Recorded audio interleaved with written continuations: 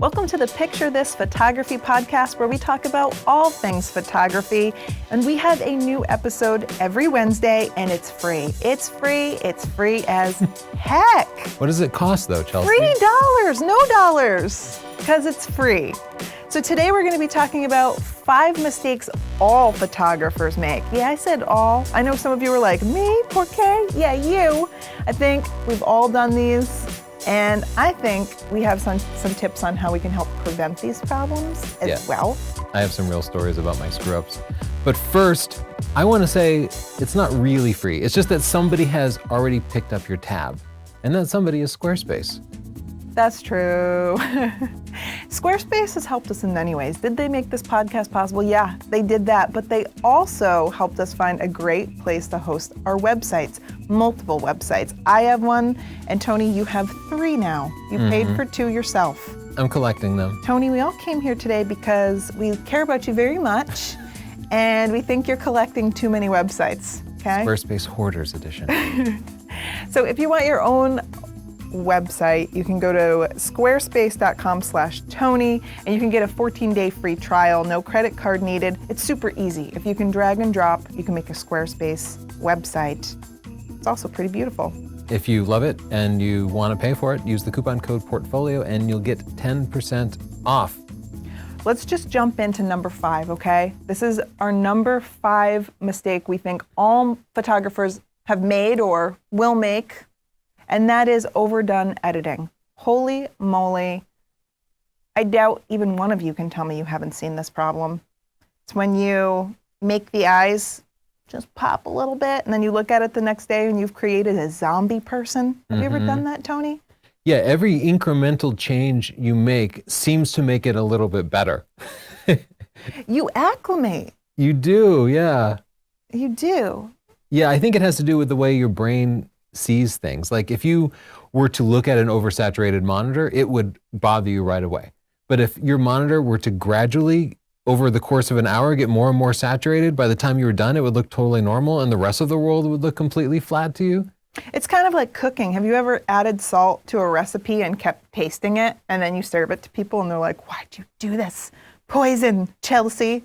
It's acclimation. It's built into your brain, but it will screw you over when you're editing a photo. So I know ways that you can avoid this problem.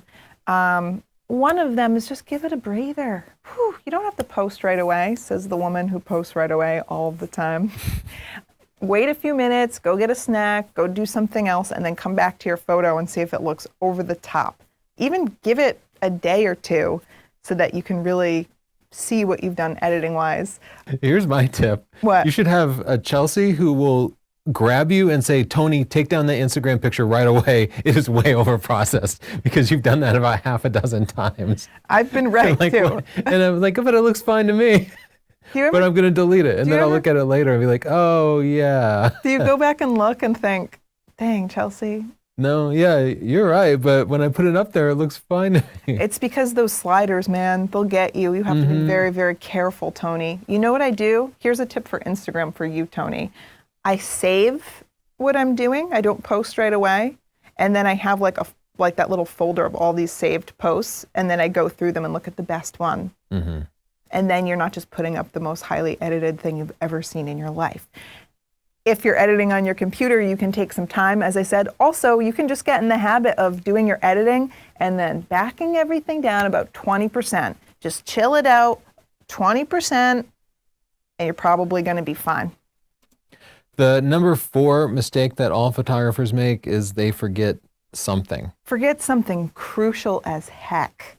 I forgot to put batteries in my camera. I forgot to format my SD card before I left the house. I forgot entire SD cards. I feel like I'm going to forget my entire camera one day. I haven't done that yet, but I've heard of people doing that. Tripods, ND filters. I'm a forgetful woman, and I've devised so many ways to work around it. I've forgotten battery chargers on like a big trip when you can't charge your battery, like before the days of USB charging, and then you know that your battery will give you like some number of frames that you're trying to space it out over 2 weeks of vacation. You're like rationing it. Like, you're like, please, sir, may I have another photo? You're walking into everything that looks like they carry a camera and seeing if they have your battery charger, but nobody does. No, and they never will. And that's how life works. And you just long for the days of everything taking standard AA batteries, but that's not how it works anymore. It's not, Tony. That's not how it works anymore. So what you have to do is you have to have a checklist, right? I think one of the most important things to do is to develop a routine. So every time you come back from a shoot, offload your photos, format your card, stick your battery in the charger, just develop routines so that you're not constantly trying to figure out what you have to do and wasting all that time, like pulling together your gear and your batteries. Just have it all ready and done. And if you're really forgetful like me, I work by just setting reminders. Put it in your phone. If you have a shoot, put in there, don't forget this, that, and the other before you leave the house. That's going to help you out. Yeah, I'll open up a Google Doc and I'll share it between all of us, and I'll put a list of things that we need, and we all contribute to it, and we all double check each other to make sure we have everything before we go. And like you mentioned, I'm very ritualistic because my memory is like Memento level bad, if you've seen that movie. Yeah, you need to write things on your body to remember. Yeah, so I have to, but I am good at rituals. I always put my wallet in the same place, my keys in the same place when I come home. And if I have taken pictures, I'll put my camera on my desk. I will pop open the memory card slot and put it in my computer, and then I leave the memory card slot open.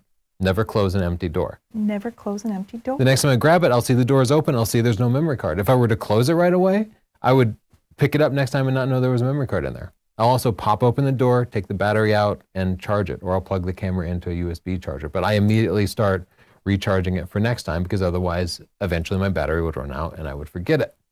And I've suggested this before, and people freak out about the idea of leaving a camera door open because it collects dust. That's what they said. But I've heard hundreds of stories of people forgetting memory cards and batteries, but I've heard 0 stories of people complaining that their camera broke because it collected dust in there. Didn't you see that Petapixel article? Attack of the Dust. No, I've never heard of that. Just, you can, I mean, I don't care. Close the door and forget your memory card. But are you more concerned about forgetting a memory card or the amount of dust that would be gathered? Like, what houses are these people living in where dust is getting crammed into their memory card slot from having it sitting on their desk? You could probably blow it out too. Yeah, it's not a concern, but I know people are going to be complaining about it. You know what else we do is we keep extra SD cards just all over the place. Yeah, throughout our lives. Yeah. They're not that expensive. That's why whenever there's a sale, we always just push it because we're like, be crazy like us. And I get emails from people like, oh, thank you so much because I took your advice and I bought a $7 SD card and it literally saved my whole shoot because I left it in my glove box or the cup holder or the purse or the desk at work or just anywhere throughout your life. Every bag that you have, your lunchbox, anywhere. Earrings, make them. Yeah. Make them. SDP.io/cheapsd and just buy the cheapest card you can and buy 5 of them. Dang, words to live by. I also I prefer camera gear that has common parts, and for example, I generally prefer SD cards over XQD cards. XQD cards might be faster, but I can pick up a replacement SD card just about any convenience store or pharmacy or grocery store throughout the world will have them because everybody uses them. Same thing with charging, like cameras that USB charge. That's so helpful when your battery runs out soon and you forgot the extra or you forgot your battery charger, or you can even run it from USB power most of the time if you completely forgot your battery. Like, I like to be able to hack things together. That works for you. And common, yeah. Speaking of kind of forgetting things, our number 3 mistake that all photographers make is forgetting to check your settings. Don't tell me you haven't done this. I met pros that do this. I do this. I've made so many mistakes. You ever put your camera in bracketing mode and forget, and then all of your pictures you go through and you're like, underexposed, right, overexposed, and then you realize you've made a huge mistake. Yeah, every third picture is perfect. Yes, that's the worst. Have you ever been taking pictures of a still bird and then you transition to flying birds and realize you forgot to set your settings to a faster shutter speed? Like, this problem really doesn't happen as much with a mirrorless camera because you look through the viewfinder and you pretty much see what you're going to get. But it's very, very easy to put some wonky settings on your camera, like exposure compensation, and then totally forget So make a habit, again, of checking your settings. Chimp, do what you got to do. And I will suggest people listen to their cameras too. That's the way I catch incorrect shutter speeds. If I'm shooting a portrait, I know what that shutter sounds like click, click. And if I'm shooting flying birds, I know it's like a faster click, click, click. Yeah. And so I get used to hearing the correct shutter speed. And then if it doesn't sound right for what I'm doing, I automatically know. If you're just aware of that when you shoot. When you listen to your camera, yeah. Yeah, listen to the sounds. I've even stopped you and said, Chelsea, your shutter speed is wrong. Just because I can hear your camera. Wow. Okay, we're talking about 5 mistakes that all photographers have made. And we have the 2 biggest mistakes left. But we want to take a minute and thank our sponsor, Squarespace. Squarespace makes amazing websites for just about any purpose, but especially photography portfolios. They make your pictures look fantastic. They present your best face to the world, and they can help make you a better photographer by allowing you to collect your very best work and giving you a chance to organize that and continually outdo yourself by updating your photos. I think that's another mistake photographers sometimes make, crappy, ugly websites. Do you remember when we first started doing our live show and we'd look at people's portfolios and there'd be like, the background would be like moving, it'd be some ugly wallpaper. You'd have that little like under construction GIF where it has like 3 frames and he's digging something out. We didn't get that, but literally the websites would not be finished because making websites can be hard if you're not using Squarespace, where you can literally drag and drop. You can change your pictures easily. Like designers already made the template so you don't end up with like Comic Sans on a faux wood background, which I've literally seen. It takes out the craziness. Stop the madness. Just get an easy website. Get a Squarespace. You can go to squarespace.com/Tony, get a 14-day free trial, and if you love it, only then do you have to put a credit card in. You can use the coupon code PORTFOLIO to get 10% off. Thank you, Squarespace, for making this podcast free. And for making the internet less ugly. Okay, this one, the number 2 mistake all photographers make is time management. And what I mean by that is, sometimes you're not paying attention to how long things actually take, and that can make you miss shots or even miss making money as a photographer.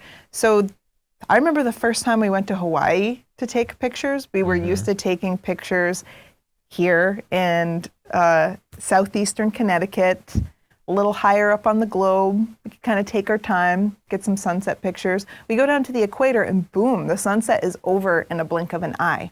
We did not prepare for that. We did not manage our time well. We weren't in the right location for the first night.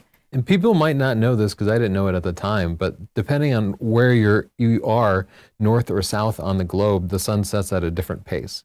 So if you're up north, the sun might take an hour to set, like we've experienced that in Sweden. Yeah. And if you're on the equator, it will fall so fast, you can just sit there and watch the sun disappear.